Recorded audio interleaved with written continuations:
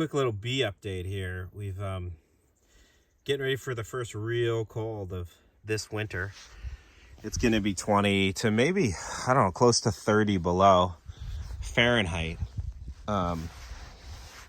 soon, 2 days. So I'm just doing a really quick wind break for them. Put in some crusty snow in to break the wind. I mean, I already have a windbreak built around this, but they can't really have too much wind protection. And I also filled the entrances. Snow is a great adjuster of entrance openings for the winter. And since I live near my beehives, and I don't have many beehives, I can do this. If you're a commercial beekeeper, you're not going to really take this time. But I can close down the entrances with snow to let the airflow slow down a little bit as it gets cold in the really cold periods. When it's really cold, it's drier, so there's that synergy. You want airflow, you need airflow, obviously, to keep them alive and to avoid moisture problems. But you want less airflow when it gets colder, so it's a bit adjustable. And then I'm just monitoring for humidity, as I think I've mentioned on a video or two.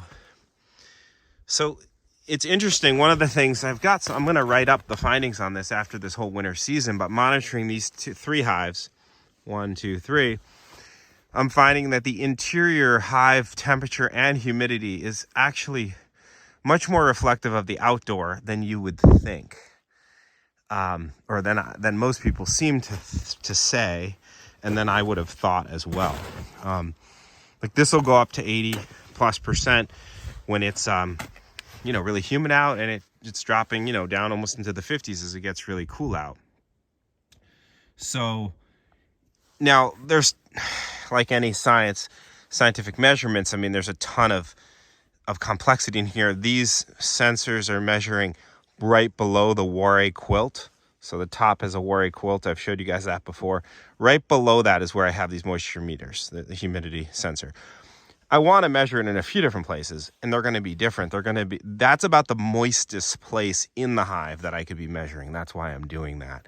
But still, it changes week to week, even almost day to day to some extent, in a measurable way. So that's pretty interesting. And to me, all of the measuring I've done so far, at least in a preliminary finding way, is kind of giving me the view that the health of the cluster, the size of the cluster, their food, etc., is by far the most important thing, which makes sense anyways, and that the insulation, the protection of the hive, maybe at least short of wind, is, such a distant second. Like, they're not heating. I've mentioned this in one of the videos I made recently, I think, is that they're not really heating the whole interior of the hive.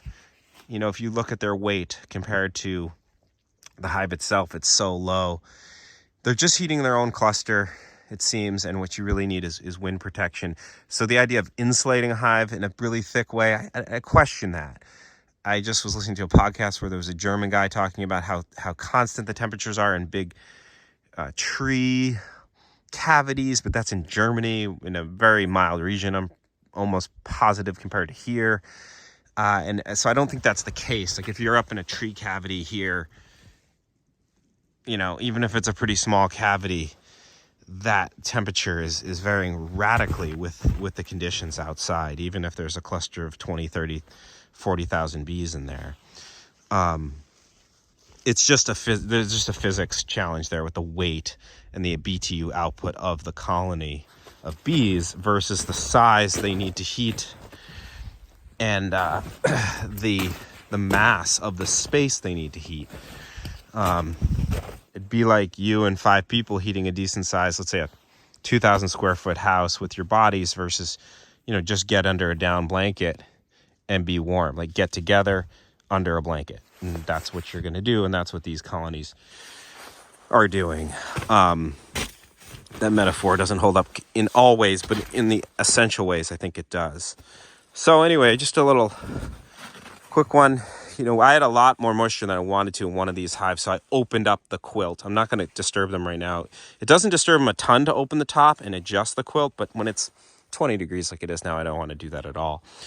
But But you can scooch the insulation in from the sides and get more airflow, or totally flatten it out and get less. And you can also adjust the input that I started the video with. So that's pretty cool about the Warray adapted Langstroth hives that I'm using here. Hope everyone's doing well. Stay warm. Been a mild winter so far. We got a lot of extra firewood. Good, we got a nice snow cover before this brutal cold comes in. The ground's not even frozen under the snow, and it won't freeze just from a couple days of 20 below with this much snow.